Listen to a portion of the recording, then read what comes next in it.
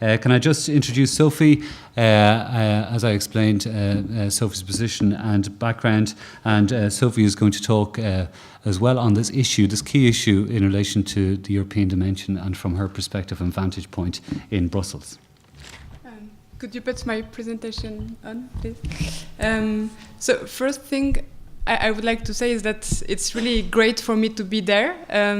It's great when you work at European level to just meet people who do the work on the ground at national level. It's really giving me a feeling of re-mobilization. So it's just great to be there. And thank very much again to Caroline and Michael for the great cooperation that we have belong to an ILGA-Europe. That's really great for us. So my presentation will focus on school bullying mainly, so more the formal part of education. And actually many things have already been said this morning. So it's good because I will go straight to the point. So I will first start by explaining a little bit the mechanisms of school bullying and specifically homophobic and transphobic school bullying. So you can go to the, and again to the next slide. So a few things on which I would like to insist when it comes to school bullying. First, so next slide, school bullying takes place on a variety of grounds, and not only, of course, sexual orientation, gender identity, gender expression, but also class, race, religion, gender, appearance, disability, etc. And it can also takes place on the ground of intersectionality between those grounds. And therefore, it's very important, I think, to have a norm-critical approach to really be able to counter all this stigmatization and discrimination. The second point on which I would like to insist is the need to pay attention to cyberbullying. Because, of course, when you are behind your computer, it looks very easy to bully and to harass other people because you have less feeling of responsibility. So there is really one priority should be really to tackle this cyberbullying. And the third thing on which I wanted to insist is the fact that homophobic and transphobic bullying and all types of bullying actually tackles the whole school community and not only the victims. It tackles the victims, their friends, their parents, teachers, etc. And it undermines really the possibility to learn in a safe environment.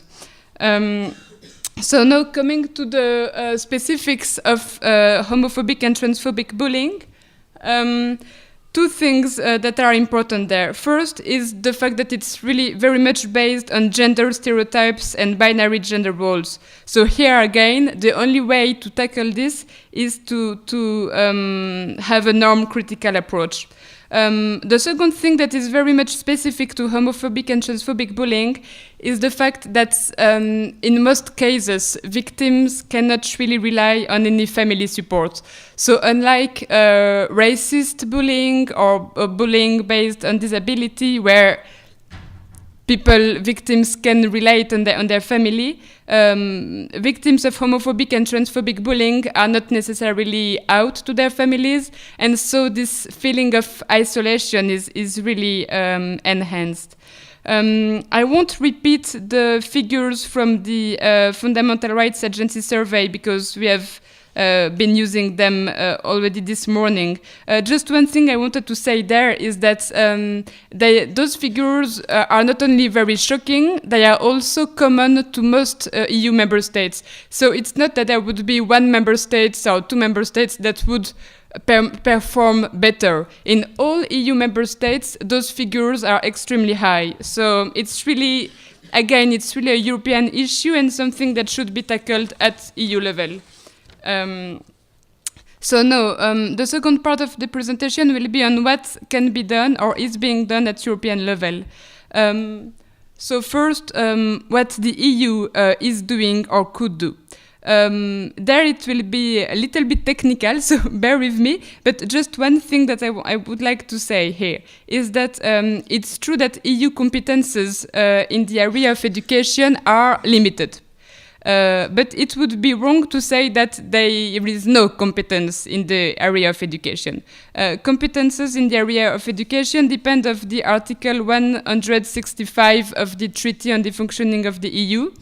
And this article says that the EU has a role in developing quality education. And more precisely, it has a role in encouraging cooperation between member states, exchanging information, and issues common to education systems, and encouraging participation of young people in the democratic life of Europe. So this means that there is really a possibility for the EU to put this issue of school bullying on its agenda. And for this, we really need to have a political push from EU presidencies, but also from MEPs, because there are things that can be done at EU level. First, sharing good practices, and I will highlight those practices in a few minutes. Then also address school bullying through the Europe 2020 targets. Third, as Pascal just said, using its programs, for instance, to do more capacity building, cross-borders projects, etc. And last point that is really important for us is that the EU should adopt the Equal Treatment Directive. And on this I can come back later on if you have questions. So please have questions. So the next slide, it's a few examples of good policies and practices that are being done by member states. So first, of course, the Great Action Plan Against Bullying in Ireland. Then there is also in Swedish schools very good anti-bullying policies. In UK there is the important role of pedagogical inspectors in monitoring bullying. There was in Portugal in 2012 a new student statute that was adopted and that prohibits discrimination on the grounds of sexual orientation, gender identity.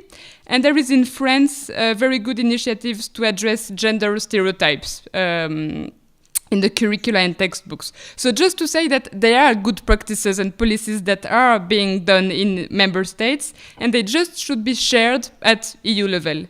So now going to the role of the Council of Europe, I will not insist too much because the speaker from the Council of Europe has already been discussing this, but to sum up things, there are two big initiatives that were launched.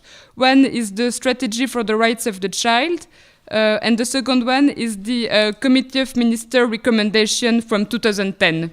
So on the Strategy for the Rights of the Child, it's extremely important for LGBT organizations to frame the issues in terms of children's rights. Also because it helps us to counter all the arguments of the opposition, and mainly religious opposition, that are wrongly based on children's rights. So I think that it's really a responsibility for us to take those children's rights and to show that actually school bullying is a violation of those children's rights.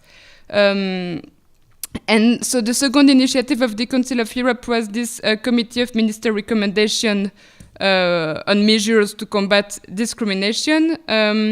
So on this, I would like to draw your attention on the fact that ILGA-Europe has drafted a checklist that is quite useful because you can really use it to check whether your country has implemented this recommendation. And in 2013, so this year, we have drafted a shadow report on the implementation of this recommendation. So you can go to the next slide. And next slide. And so this shadow report on the implementation of this recommendation has shown some shortcomings. So for instance, in Poland, but also in other countries, it was clear that the information on sexual orientation and gender identity was rarely communicated in an objective and appropriate manner. Another aspect was that the textbook still included homophobic and transphobic materials. So, for instance, in Bosnia, homosexuality was still defined as an illness. In Hungary, in Poland, homosexuality was seen as a sexual deviation, etc. So there are still clear shortcomings. And another thing that we have seen through this report is that there is no one country where there are measures taken to meet the specific needs of transgender pupils. So there is no one country in Europe where such measures are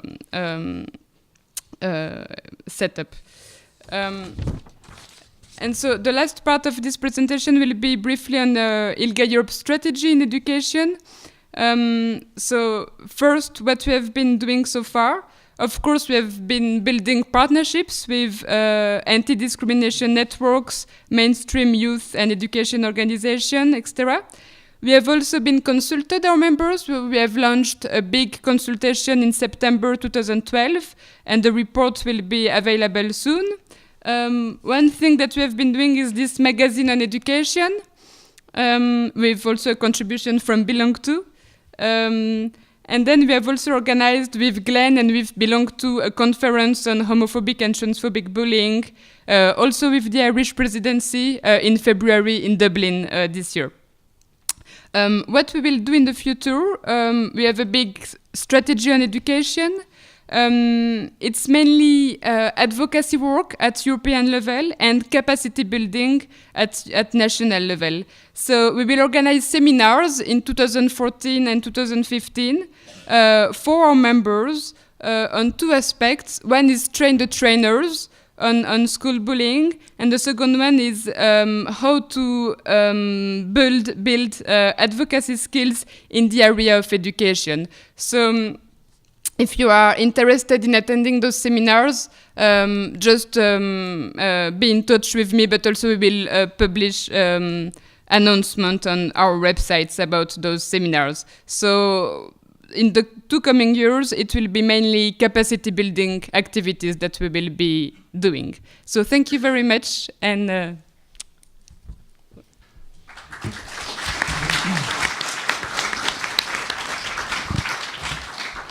Thank you, Sophie. That was quite phenomenal. If ever I'm looking for interview skills, I'm going to go to Sophie, because she managed to go through the forms of bullying, the tools at her disposal, European good practices, and the ILGA work plan, all in the space of 11 minutes. So I think that's quite phenomenal.